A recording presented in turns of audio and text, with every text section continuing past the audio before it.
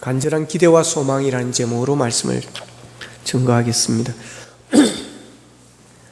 2016 리우 올림픽이 이제 마무리 단계에 있습니다. 지난 8월 우리나라 시간으로 8월 6일 아침 8시에 개회식을 해서 17일간 치열한 경기를 치르고 이제 내일 아침 8시에 폐막식이 있습니다. 우리나라가 이번에 세운 목표는 10-10이었습니다. 10-10. 금메달 10개 그리고 10위권 안에 드는 것, 금메달 10개 이상 10위권 안에 들어오는 것, 이게 목표였습니다. 근데 어제 저녁까지는 제가 어제 저녁 새벽 2시에 끝냈는데 그때 메달이 8개, 금메달 순위가 11위였는데 아침에 바뀌었습니다. 박인비 선수가 골프에서 금메달을 추가를 하면서 순위가 바뀌어졌습니다. 8위로. 골프는 116년 만에 부활된 경기입니다.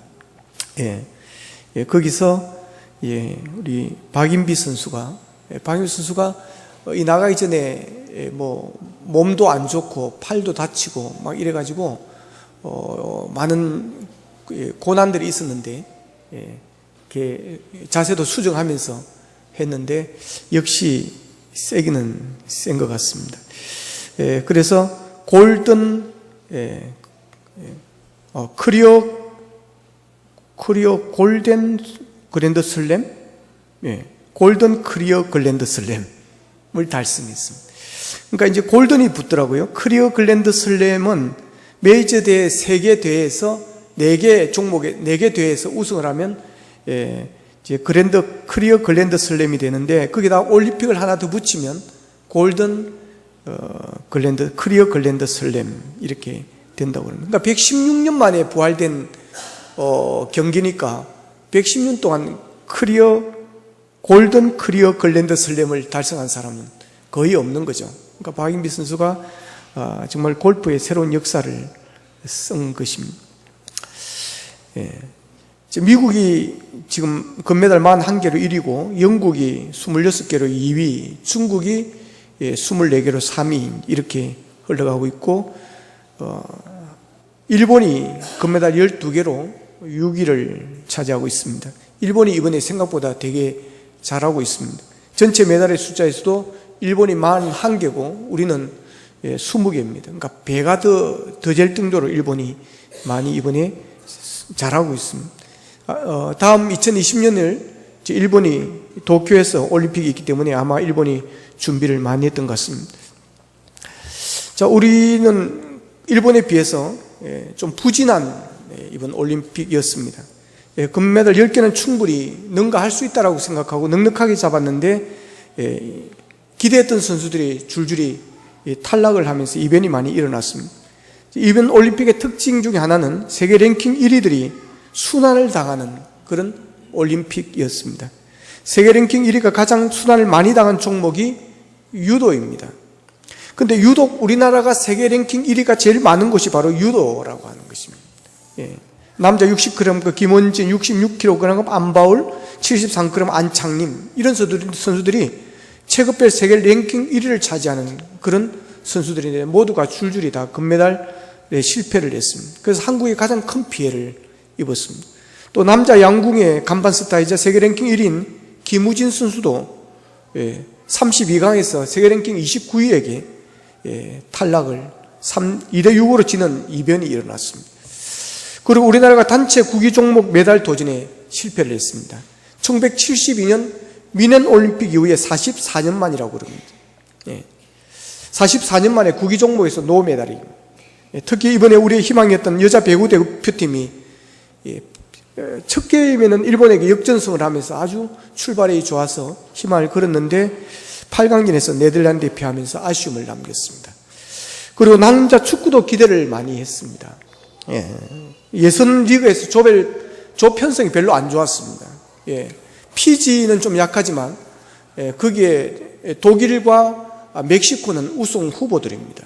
오늘 아침에 이제 브라질하고 멕시코하고 독일하고 축구 결승이 있었는데 1대1로 비겨가지고 브라질 페널티킥 차기에서 브라질이 5대4로 이겨서 우승을 했습니다. 그 정도로 우리가 조가 안 좋았습니다. 멕시코도 가장 강력한 우승 후보였고, 그런데 독일과 0대0으로 비기고 또 멕시코는 1대0으로 이기고, 그리고 조 예선 1위로 올라갔는데 8강에서 독일과 자메이카보다 약체라고 생각했던 온두라스에게 경기는 우리가 주도를 했지만 역습 한 방에 무너지는 그런 아쉬움을 남겼던 것입니다. 그래서 기대했던 국민들의 실망이 크고 그랬습니다. 자, 우리나라가 1010을 목표로 했지만 그 목표를 달성하지 못하는 것은 국민들이 간절히 기대하고 소망했던 선수들이 기대에 부응하지 못하였기 때문이라는 것입니다. 국민들이 금메달을 기대했던 세계 랭킹 1위들이 줄줄이 탈락을 하면서 국민들의 간절한 기대와 소망을 채우지를 못해 주었습니다. 자, 오늘 본문 20절에 보면 사도 바울의 간절한 기대와 소망이라는 말이 나옵니다. 간절한 기대와 소망. 20절에 보면 나의 간절한 기대와 소망을 따라 아무 일에든지 부끄러워하지 아니하고 지금도 전과 같이 온전히 담대하여 살든지 죽든지 내 몸에서 그리스도가 존귀하게 되게 하려 하나니 그럽니다. 바울은 간절한 기대와 소망이 있었습니다. 여러분에게는 간절한 기대와 소망이 있습니까? 그 간절한 기대와 소망이 여러분 무엇입니까? 이번 올림픽에 나간 선수들에게는 모두가 간절한 기대와 소망이 있었습니다. 그것은 메달을 목에 거는 것입니다. 여자 태권도 오혜리 선수가 한국 선수단 8번째 금메달을 땄습니다. 어제 오전에 오혜리 선수는 여자 태권도 67kg 결승에서 세계 랭킹 1인 프랑스의 리아레 선수에게 13대 12로 이겼습니다. 오혜리 선수가 결승에서 이기고 금메달을 목에 걸고 따고는 인터뷰하면서 이런 말을 합니다. 이제 세계 랭킹 2위라는 꼬리표를 드디어 뗄 수 있어서 너무 기쁩니다. 그랬어요. 이 오혜리 선수의 간절한 기대와 소망은 이번에 세계 랭킹 1위를 꺾고 금메달을 따면서 늘 그 그늘에서 가져져 있던 세계 랭킹 2인자라는 이 꼬리표를 떼는 것이었다는 것입니다. 이번에 이것이 목표였고 간절한 소망이었다는 것입니다. 그런데 그 간절한 소망이 이루어져서 너무너무 좋다는 것입니다. 올림픽에서 왜 그렇게 열심히들 하는 것입니까? 그들에게 간절한 기대와 소망이 있기 때문인 것입니다. 금메달을 목에 걸고자 하는 그런 간절한 기대와 소망 때문에 죽먹던 힘을 다해서 그렇게 경기를 하는 것입니다. 그래서 금메달을 따면 그렇게 좋아하는 것입니다. 그들의 간절한 기대와 소망이 이루어졌기 때문에 그렇습니다. 우리나라 축구가 8강에서 온두라스에게 패하고 나서 인터넷에 사진 한 장이 계속해서 또 올라 있었습니다. 그게 무슨 장면인가 하면 우리나라 스타 축구 선수 손흥민 선수가 운동장에 엎드려서 펑펑 우는 장면이었습니다. 심판이 경기 종료 효과를 불자 손흥민 선수는 운동장 한가운데서 주저앉아 통곡을 했습니다. 그의 간절한 기대와 소망이 날아가 버렸기 때문인 것입니다. 이번에 최소한 동메달을 따면 그들은 군 복무가 면제되어지는 것입니다. 유럽 리그에서 뛰는 선수들에게 이 군 복무 면제의 3년, 이것은 엄청난 혜택인 것입니다. 날개를 달아주는 것입니다. 그런데 그 간절한 기대와 소망이 날아가 버린 것입니다. 열심히 잘했지만 찬스를 살리지 못하고 결정적인 찬스를 손흥민 선수가 몇 개 놓쳤습니다. 그러게 그 아쉬움과 메달에 날아갔다는 그 아쉬움 때문에 그는 통곡하고 있습니다. 간절한 기대와 소망은 아주 중요합니다. 올림픽에서 금메달에 대한 간절한 기대와 소망을 가진 자에게 이 금메달은 주어지는 것입니다. 그래서 경기에 끝까지 최선을 다하는 것입니다. 양궁에 보면 한 발 한 발 쏠 때마다 비록 지고 있었지만 끝까지 최선을 다하는 것입니다. 권총을 쌀 때도 마찬가지입니다. 한 발 한 발 최선을 다하는 것입니다. 마지막까지 포기하지 않는 것입니다. 그래서 역전을 이룬 일이 많았습니다. 양궁에서도 그랬고 권총에서도 그랬고 펜싱에도 그랬습니다. 역전을 다했다는 것은 마지막까지 최선을 다했다는 것은 그들의 간절한 소망과 기대가 있었기 때문인 것입니다. 간절한 기대와 소망이 열정을 만드는 것입니다. 간절한 기대와 소망이 지치지 않게 만드는 것입니다. 간절한 기대와 소망이 살아있게 만드는 것입니다. 오늘날 예수님께서 여리고라는 성에서 나가실 때 길가에 앉아서 구걸하던 거지 소경 바디메오가 예수님께서 지나간다는 소식을 듣고 그 자리로 나옵니다. 나와서 부르짖습니다. 다윗의 자손 예수여, 나를 불쌍히 여주십시오. 다윗의 자손 예수여, 나를 불쌍히 여주소서. 막 소리를 지릅니다. 그러니까 제자들과 사람들이 막 뭐라 하는 겁니다. 꾸중을 하고 책말합니다. 조용히 하라고, 조용히 하라고. 막 외칩니다.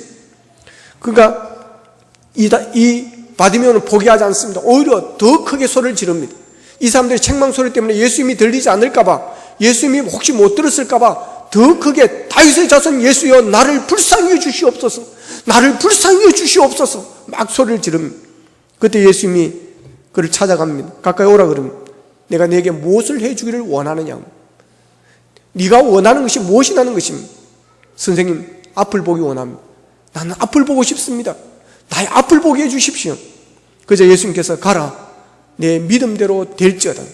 그 순간 소경의 눈이 뜨여졌다라고 하는 것입니다. 여러분, 간절한 기대와 소망이 있는 사람은 사소한 것에 신경 쓰지 않습니다. 누가 옆에서 뭐라고 해도 신경 쓰지 않습니다. 바디메오가 예수님께 불쌍히 여기달라고 외칠 때 많은 사람들이 조용히 하라고 입 다물라고 막 옆에서 소리쳤지만 그 말에 전혀 흔들리지 않았습니다.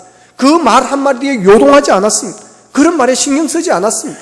그 말에 기분 나쁘다, 사람 무시하는 거야, 눈 못 떴다고 무시하는 거야, 소경이라고 눈먼 자라고 무시하는 거야, 그러면서 시험 들어가 집에 가고 그러지 않았습니다. 분노하지 않았습니다. 그의 간절한 기대와 소망이 있었기 때문인 것입니다. 그의 간절한 기대와 소망이 끝까지 예수를 붙잡게 만들었습니다. 오직 예수님만 바라봤습니다. 오직 예수님만 붙잡았습니다. 오직 예수님께만 매달렸습니다. 여러분에게 이런 믿음이 있기를 축복합니다. 여러분, 정말 간절한 기대와 소망이 있다면 그렇게 되어지는 것입니다. 교회 와서 이런저런 일들이 있고 이런 말들이 있다 할지라도 여러분 그런 거에 흔들리지 않는 것입니다. 나는 오직 예수 그리스도만 바라보리라. 나는 오직 예수 그리스도만 만나리라. 나는 예수 그리스도를 통해서 은혜를 받으리라. 예수 그리스도를 통해서 나의 소원을 이루리라. 간절한 기대와 소망이 있다면 여러분 사소한 것에 흔들리지 않는 것입니다. 여러분이 이런 간절한 기대와 소망이 있기를 바랍니다. 이 간절한 기대와 소망이 꿈을 이룹니다. 이 간절한 기대와 소망이 여러분 기도 응답을 이루는 것입니다. 간절한 기대와 소망이 없는 사람은 죽은 사람입니다. 간절한 기대와 소망이 없는 사람은 여러분 영적으로 죽은 자들입니다. 오늘 본문의 사도 바울의 간절한 기대와 소망이 무엇입니까? 본문 20절에 보면 아무 일에든지 부끄럽지 아니하고 지금도 전과 같이 온전히 담대하여 살든지 죽든지 내 몸에서 그리스도가 존귀하게 되게 하려는 것이라 그럽니다. 자, 근데 이 말씀을 잘 보면 바울의 간절한 기대와 소망은 자신의 욕망을 이루고 자신이 이 세상에서 잘되고 건강하고 막 그런 것이 아닙니다. 지금 바울은 감옥에 갇혀 있는 것입니다. 빌립보서는 감옥 속에서 쓰는 옥중서신이라고 부르는 것입니다. 자, 그런 가운데서 바울의 간절한 소망과 기대가 뭐겠습니까? 나가고 싶습니다. 빨리 나가서 복음 전해야 됩니다. 이 문을 열어주십시오. 막 그런 것이 아닙니다. 나 지금 힘들어 죽겠습니다. 몸이 지쳐 있습니다. 내 몸이 지금 병들려고 합니다. 신경쇠약증에 걸리려고 합니다. 영양실조 걸리겠습니다. 하나님 힘을 주십시오. 일어서게 해주십시오. 문을 열어주십시오. 그런 게 아닙니다. 그의 간절한 기대의 소망을 보십시오. 하나님께서 바울을 향한 간절한 기대와 소망이 바로 바울의 간절한 기대와 소망이 되고 있다고 하는 사실입니다. 사도 바울은 하나님께서 나를 향한 간절한 기대와 소망이 무엇일까를 생각하고 있었다는 것입니다. 하나님의 간절한 기대와 소망에 자기 자신을 맞추고 있습니다. 하나님께서 나를 향한 간절한 기대와 소망이 뭘까? 아무 일에든지 부끄러지 아니하고 살든지 죽든지 내 몸에서 그리스도가 존귀하게 되는 것이라고 하는 것입니다. 여기서 간절하다는 말에 헬라어에 보면 확실하다는 뜻이 있습니다. 바울 사도는 하나님의 간절한 기대와 소망이 무엇인지 확실하게 안다는 것입니다. 그래서 하나님께서 나를 향한 간절한 기대와 소망에 나의 소망과 나의 기대를 맞추고 있는 것입니다. 그 하나님의 간절한 기대와 소망에 따라 나는 살아가겠다는 것입니다. 죽든지 살든지 그 하나님의 간절한 기대와 소망대로 살고 싶다라고 하는 것입니다. 하나님께서 나를 향한 간절한 기대와 소망에 실망시키지 않겠다라고 하는 것입니다. 그 기대에 맞게 살겠다는 것입니다. 여러분, 올림픽에서 훌륭한 선수가 어떤 선수입니까? 국민들의 간절한 기대와 실망을 저버리지 않는 그런 선수들입니다. 이번에 올림픽에서 가장 주목을 했던 선수는 볼트입니다. 세계에서 가장 빠른 선수, 번개, 볼트, 100m, 200m, 400m 계주 모두가 예상하는 대로 기대했던 대로 금메달을 땄습니다. 3년 연속 3과당을 이룬 것입니다. 그는 그의 기대를 저버리지 않았고 그의 국민들의 기대를 저버리지 않았습니다. 한 번 했다고 계속 잘하는 것이 아닙니다. 부단한 자기의 노력과 치열한 자기의 싸움이 있는 결과인 것입니다. 기대와 실망을 저버리지 않는 것, 이게 훌륭한 선수입니다. 제가 어릴 적에 저희 어머니께서 이런 말을 자주 했습니다. 아들아, 내가 너에게 바라는 것이 있다. 너는 우리 교회 성도님들과 동네 사람들을 실망시키지 않았으면 좋겠다. 이 말을 저에게 자주 했습니다. 제가 지금은 때가 좀 묻었지만 어릴 적에는 착하다는 말을 많이 들었습니다. 교회 가도 착하다 그러고 동네 가서도 어른들이 착하다는 칭찬을 많이 들었습니다. 그러니까 저희 어머니께서는 걱정이 하는 것입니다. 이렇게 칭찬받다가 나중에 또 어떻게 될 줄 모르는 것입니다. 아이들은 어떻게 삐딱하게 나갈지 모르는 것입니다.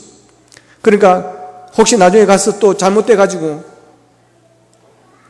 칭찬했던 그분들에게 실망을 줄까봐 어머니가 걱정을 많이 한 것 같습니다. 제 덕에도 착한 줄 알았더만 뵐 수 없네. 그런 말을 듣게 될까봐 어머니께서 걱정을 하신 것 같습니다. 그래서 저에게 너를 칭찬하는 그분들에게 실망시키지 않도록 했으면 좋겠다는 말을 자주 했습니다. 그런데 저는 그분들에게 실망시키지 않으려고 애쓰진 않았습니다. 제가 노력한 것은 저희 어머니를 실망시키지 않으려고 노력했습니다.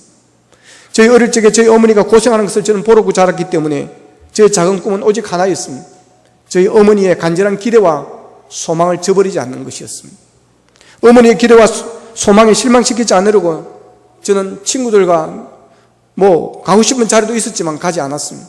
착하다는 말을 듣고 싶었습니다. 그것 때문에 교회 성실히 다녔습니다. 그것 때문에 공부도 열심히 했습니다. 공부 잘한다는 소리를 들었습니다. 어머니를 기쁘게 해드리기 위해서였습니다. 하나님을 기쁘게 해드리기 위함이 아니었고 어머니를 기쁘게 해드리기 위해서 그랬습니다. 이것은 아직도 유효합니다. 아직도 저희 어머니가 살아계시기 때문에 어머니의 기대와 소망에 실망시키지 않으려고 열심히 살려고 노력합니다. 어머니를 슬프게 하지 않고 어머니의 눈에서 눈물이 나지 않게 해드리려고 하는 것이 제 간절한 기대와 아직까지는 소망입니다. 여러분, 누가 효자입니까?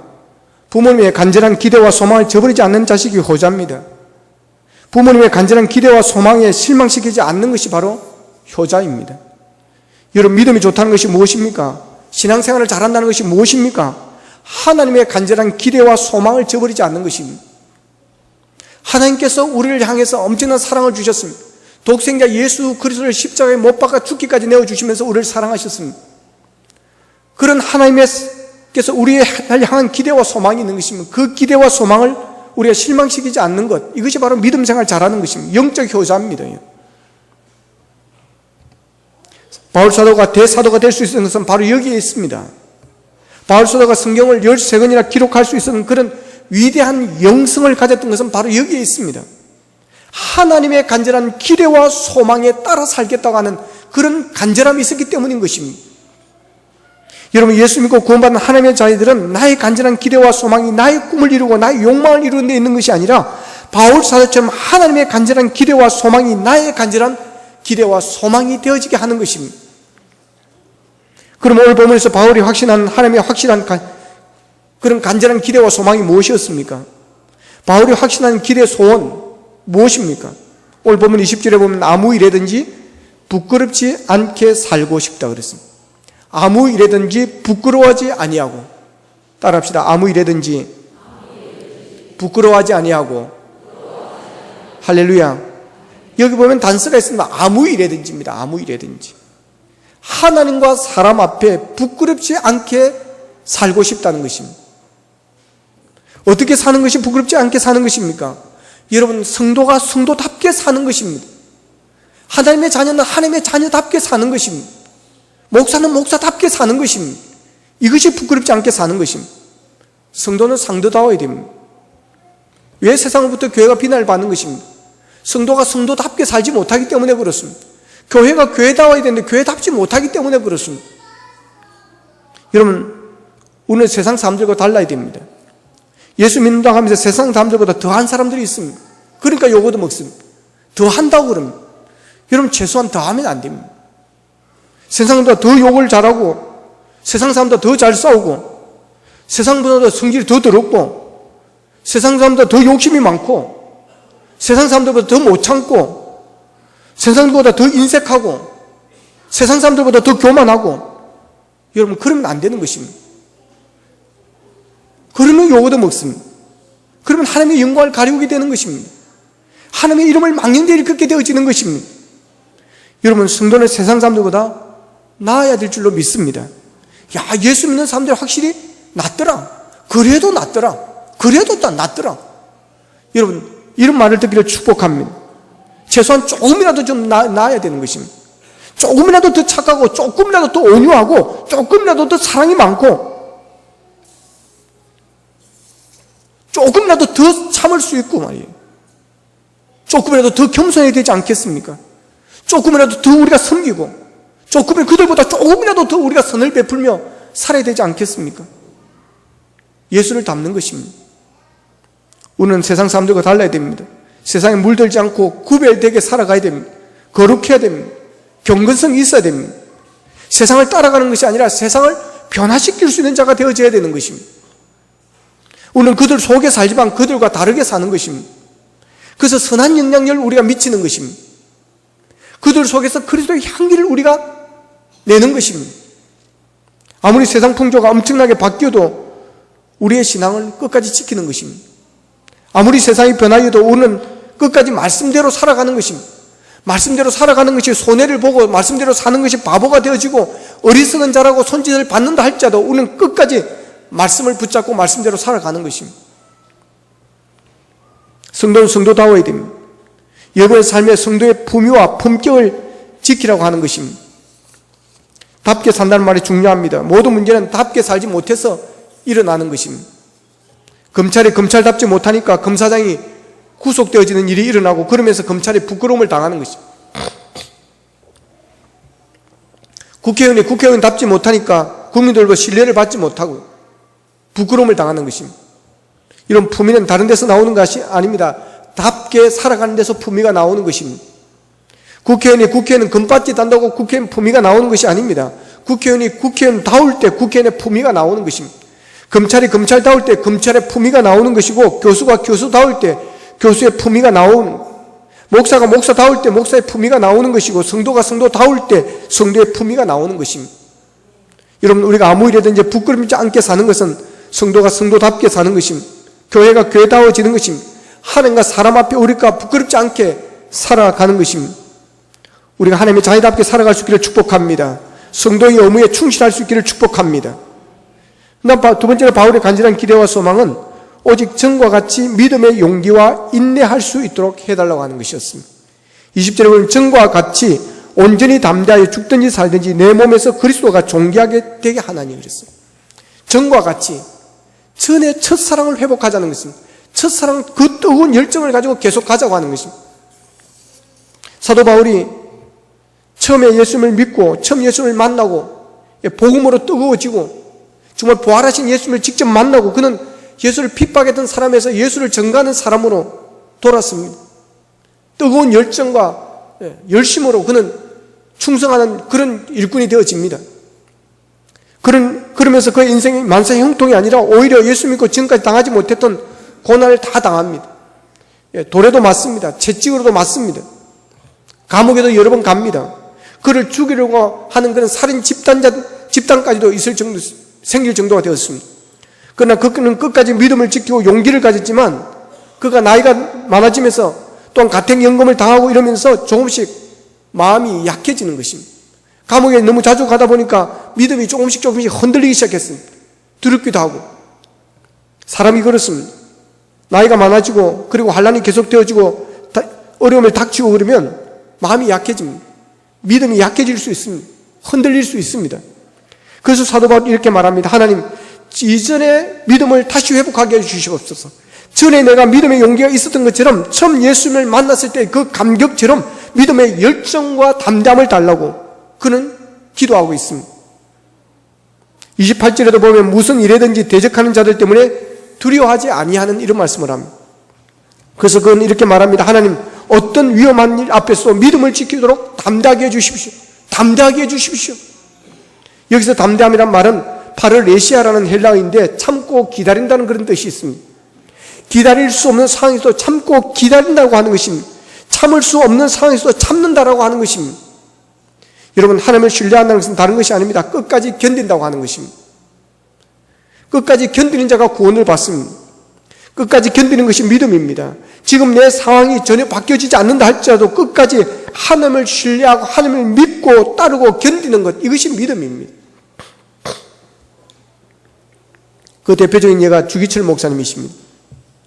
일본 신사참배가 한국교회 믿음을 테스트하기도 하고 그러면서 한국교회와 성도들이 얼마나 많이 무너졌는지 모릅니다. 일제가 신사참배를 무기로 한국교회에 목을 찌우기 시작합니다. 탄압이 계속됩니다. 그러자 평양에서 치러진 27회 총회에서 굴욕적인 신사참배를 가결합니다. 정말 부끄러운 한국 교회사의 역사입니다. 그러나 주기철 목사님은 그것을 거부하고 끝까지 자신의 믿음을 지키면서 신사참배를 거부합니다. 1938년에서 1944년 이분이 순교할 때까지 총 5차례 총 5년 4개월간 투옥 생활을 합니다. 몽둥이 찜질을 당합니다. 채찍에 맞습니다. 쇠못박이를 합니다. 거꾸로 매달고 코에 고춧가루를 뿌립니다. 심지어는 작은 상자 안에 가둬놓고 거기다가 못을 찌르는 것입니다. 박습니다. 그래도 포기하지 않고 믿음의 담대함을 달라고 그는 기도합니다. 참고 기다렸습니다. 구속과 석방을 거듭하면서 그는 안질, 폐결핵, 심장병이 찾아왔습니다. 그가 5번째로 구속될 때 갇히기 직전에 늙은 노모와 처자 그리고 성도님들이 있는 가운데 마지막 설교를 합니다. 일사각오라는 제목으로 설교합니다. 그의 설교 가운데 이런 구절이 있습니다. 우리 주님 날 위하여 십자가에 고통당하시고 십자가에서 못 박히시고 십자가에서 죽으셨는데 나 어찌 죽음이 무섭다고 주님을 모른 채 하겠습니까? 소나무는 죽기 전에 찍혀야 시퍼렇고 백합화는 시들기 전에 떨어져야 향기롭습니다. 이 몸도 시들기 전에 주님께 드려지기를 바랄 뿐입니다. 그러나 여러분, 저도 자꾸 약해지는 자신을 봅니다. 내 믿음의 담대함을 달라고 여러분 기도해 주십시오. 그 후에 투옥이 돼서 상상할 수 없는 고문을 또 당합니다. 1944년 순교 직전에 오중모 사모님과 마지막 면회를 하는데 그는 이런 인간적인 고백을 합니다. 여보, 어머님이 많이 보고 싶구려. 그리고 따뜻한 미움도 한 그릇 먹고 싶소. 그러나 더 걱정은 산정은 교회 성도들이 어찌 될까 걱정이요. 그때 사모님이 이렇게 말합니다. 목사님, 염려하지 마십시오. 우리가 천국에 소망이 없다면 이 땅의 모든 고생, 고통, 이 모든 것이 정말 무의미하지만 당신이 천국과 지옥을 믿고 예수 그리스도를 믿고 하늘나라에서 만난다는 것을 확신이 있다면 염려하지 마세요. 어머니를 내가 책임지겠습니다. 내가 어머니를 위로하겠습니다. 1944년 4월 21일 금요일 밤 9시에 고민으로 만신장애가 된 주기철 목사님은 평양형무소 한 모퉁이에서 49세 일기로 내 하나님 여호와여 나를 붙드소서, 내 하나님이여 나를 붙드소서라는 마지막 말을 남기고 그분은 순교하시고 천국으로 가셨습니다. 이 사진은 평양 상정교회 성도들이 장례식을 치르고 있는 장면입니다. 주기철 목사님의 죽음을 목격한 간수의 표현을 빌리면 천사처럼 평안하게, 그렇게 편안할 수가 없다는 것입니다. 그러면서 웃으면서 순교했다라고 그렇게 전했습니다. 여러분, 신앙은 추상적인 것이 아닙니다. 여러분, 예수 그리스도께서 우리의 죄를 대신하여 십자가에 못 박혀 죽으신 것이 거짓이라면, 여러분, 예수님께서 죽음을 이기시고 부활하신 사건이 거짓이라고 한다면 우리 기독교는 몇 년이 못 가서 이미 사기 집단이 되었을 것입니다. 그러나 그것이 저와 여러분을 위한 진리고 예수님의 죽음이 나를 위한 죽음이고 그분의 부활이 나를 위한 부활이고 천국에 소망이 있기에 그리스도인들은 핍박을 받으면 받을수록 더 강해지고 더 담대해지는 것입니다. 끝까지 믿음을 지키는 것입니다. 순교를 영광으로 생각하면서 우리는 믿음을 지키는 것입니다. 여러분, 담대할 수 있기를 바랍니다. 우리가 살다 보면 흔들릴 때가, 약해질 때가 있습니다. 기도하십시오. 주여, 인내할 수 있게 도와주십시오. 담대할 수 있도록 도와주십시오. 흔들리지 않도록 주여 도와주십시오. 약해지지 않도록 주여 도와주십시오. 여러분, 바울의 간절한 기대와 소망, 이것이 우리의 기대와 소망이 되어지기를 원합니다. 세 번째로 바울의 간절한 기대와 소망은 예수 그리스도가 존귀하게 되는 것입니다. 바울의 소원은 오직 예수입니다. 오직 예수님만 높아지고 오직 예수님만 존귀하게 되어지는 것입니다. 본문 20절에 보면 지금도 전과 같이 온전히 담대하여 살든지 죽든지 내 몸에서 그리스도가 존귀하게 되게 하려 하나니 그랬습니다. 바울의 기대와 소원은 오로지 그리스도께 맞춰져 있습니다. 바울 사도는 오직 예수로 충만해져 있습니다. 그래서 살든지 죽든지 자신을 통해서 그리스도께 존귀하게 되는 것이 그의 간절한 기대와 소망이라고 하는 것입니다. 자신을 통해서 예수 그리스도만 드러나면 된다는 것입니다. 예수 그리스도만 높여지면 된다는 것입니다. 공장을 운영한 한 집사님이 있었습니다. 그 수년간 해마다 적자 운영을 했습니다. 어느 날 고민하며 기도하다가 문제를 발견했습니다. 내 사업에 그리스도가 나타나지 않는다는 것을 발견했습니다. 그래서 하나님, 이제부터 내 사업장 곳곳에 예수님이 나타나게 해보겠습니다 하고 기도합니다. 집사면 매주일 담임 목사님이 설교를 노트하면 적습니다. 그리고 그 말씀을 직원들에게, 사원들에게 그대로 전달을 했습니다. 그랬더니 자신이 먼저 큰 은혜를 받게 되었고 사원들의 분위기도 좋아졌습니다. 놀라운 것은 수년 동안 적자를 보였던 공장이 그때부터 흑자를 내는 공장으로 바뀌어지더라고 하는 것입니다. 할렐루야. 여러분, 내 삶에 예수가 나타나면 분위기 달라집니다. 우리의 가정에 예수가 나타나면 가정이 달라집니다. 우리의 사업체에 예수가 나타나면 달라집니다. 여러분, 우리의 삶에 예수가 나타나면 인간관계가 달라집니다. 언제나 내가 드러나기 때문에 문제입니다. 바울처럼 내게 사는 것이 그리스도인이라는 심정으로 우리는 살아야 됩니다. 내 안에 그리스도가 사심을 언제나 확인하며 확정해야 되는 것입니다. 본문 21절입니다. 이는 내게 사는 것이 그리스도니 죽는 것도 유익함이라. 바울은 자신이 낮아지고 죽는 일이 있어도 그리스도 이름이 드러나고 알려지면 그렇게 하겠다고 고백합니다. 내 안에 사시는 분이 그리스도이기 때문입니다. 바울처럼 우리 속에 그리스도가 살아계심을 믿으시기를 축복합니다. 그렇게 생명의 주인은 내가 아니고 그리스도이십니다. 내 모든 것의 주인은 예수님이십니다.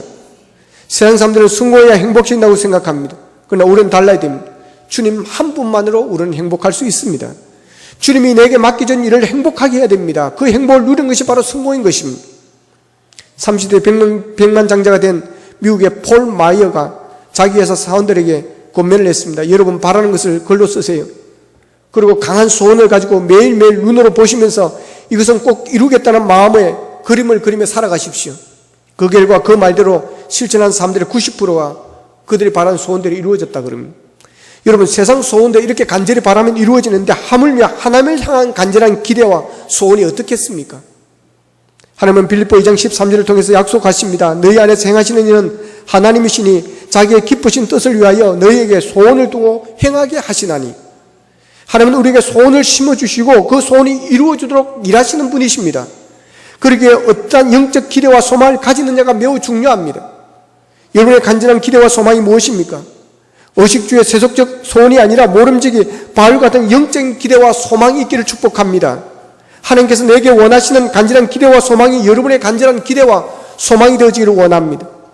영혼이 잘된 같이 범사가 잘되고 강건해지는 일이 일어나게 될 줄로 믿습니다. 여러분, 사도 바울처럼 하나님의 간절한 기대와 소망에 실망시키지 않기를 원합니다. 하나님의 간절한 기대와 소망을 위해서 살아갈 수 있기를 바랍니다. 아무 일에도 부끄럽지 않게 사십시다. 성도답게 사십시다. 하나님과 사람 앞에 부끄럽지 않게 사십시다. 세상 사람과 다르게 사십시다. 그리고 항상 담대하게 살기를 원합니다. 유혹 앞에 흔들리지 않기를 원합니다.